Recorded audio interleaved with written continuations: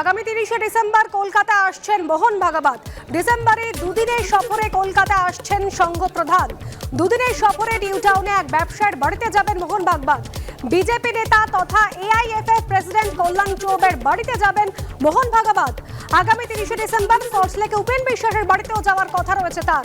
জিলাম করঞ্জয় আমাদের প্রতিনিধি রয়েছেন আমাদের সঙ্গে। জিলাম, এই মুহূর্তে রাজ্যে বৈঠক করছেন অমিত শাহ এবং জেপি নাড্ডা।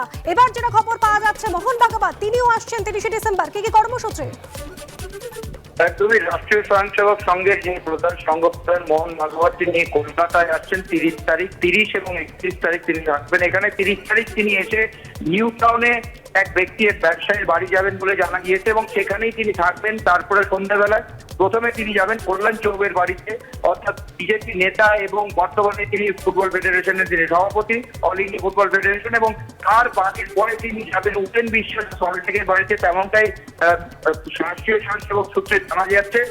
এই ভিজিট মূলত সৌজন্যমূলক বলে রাষ্ট্রীয় স্বয়ংসেবক সূত্রে জানা যাচ্ছে যে প্রত্যেক বছর সারা দেশে বিভিন্ন জায়গায় বিভিন্ন বিশিষ্ট জনেদের সঙ্গে দেখা করেন, সাক্ষাৎ করেন সংঘ প্রধান এবং সরসংঘ চালক। তিনি এভাবে এবারও তিনি যাবেন সৌজন্য করে কথা বলবেন এবং এইটার রাষ্ট্রীয় স্বয়ংসেবক সঙ্গে একটা সারা বছরের সূচি বলেই জানা যাচ্ছে। এবং জানুয়ারি মাসের 22 তারিখেও মোহন ভাগবত ফের কলকাতায় আসবেন বলে জানা গেছে রাষ্ট্রীয় স্বয়ংসেবক সূত্রে। ধন্যবাদ জিলাম। বাংলায় চাকরির দাবিতে যখন দিনের পর দিন রাস্তায় চাকরি প্রার্থীরা, তখন বিহারে নীতিশের মাস্টার স্ট্রোক। বিহারে লোকসভা ভোটের মুখে বিহারের শিক্ষক নিয়ে মাস্টার স্ট্রোক নীতিশ কুমারের। প্রায় 4 লক্ষ চুক্তিভিত্তিক শিক্ষককে সরকারি কর্মীর মর্যাদা দেওয়ার সিদ্ধান্ত। বিহার বিদ্যালয় পরীক্ষা সমিতির পরীক্ষায় পাশ করলেই সরকারি কর্মীর তকমা মিলবে। চুক্তিভিত্তিক শিক্ষককে সরকারি কর্মীর মর্যাদা দেওয়ার সিদ্ধান্ত নিল বিহার মন্ত্রিসভা।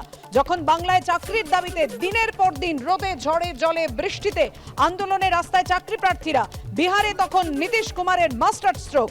প্রায় 4 লক্ষ চুক্তিভিত্তিক শিক্ষককে সরকারি কর্মীর মর্যাদা দেওয়ার সিদ্ধান্ত নিলেন নীতিশ কুমার।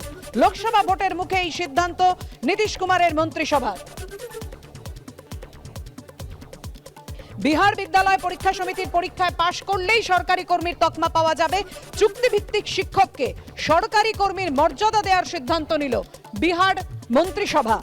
বাংলায় চাকরির দাবিতে যখন দিনের পর দিন রাস্তায় চাকরি প্রার্থীরা, তখন বিহারে নীতিশ কুমারের মাস্টার স্ট্রোক। লোকসভা ভোটের মুখেই সিপিএম সাংসদ এবং আইনজীবী বিকাশ রঞ্জন ভট্টাচার্য এই মুহূর্তে আমাদের সঙ্গে টেলিফোনে রয়েছেন। বিকাশ দা, কি বলবেন?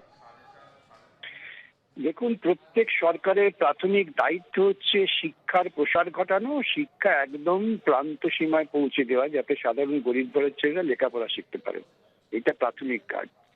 সেই কাজ করার ক্ষেত্রে নীতিশ কুমার যে সিদ্ধান্ত নিয়েছেন অত্যন্ত যুক্তিসঙ্গত, সাংবিধানিক সিদ্ধান্ত এবং পিছিয়ে পড়া মানুষকে জ্ঞানের আলো পৌঁছে দেওয়ার ক্ষেত্রে সরকারের এই ভূমিকা প্রশংসার যোগ্য। চুক্তিভিত্তিক শিক্ষক মানে হচ্ছে শিক্ষকেরও না আছে নিরাপত্তা, তিনিও মন দিয়ে পড়াশোনা করাতে পারবেন না, এবং ছাত্ররাও তারাও কিন্তু চুক্তিভিত্তিক শিক্ষকের উপর শ্রদ্ধা রাখবেন না, যে চুক্তিটা যাতে কাল চলে যাবে। সেদিক থেকে খুব ভালো কাজ করেছেন এবং এটা দৃষ্টান্ত হওয়া উচিত সমস্ত রাজ্যের কাছে, বিশেষ করে এই রাজ্যের বুড়িবাজ মমতার কাছে। ধন্যবাদ বিকাশ দা।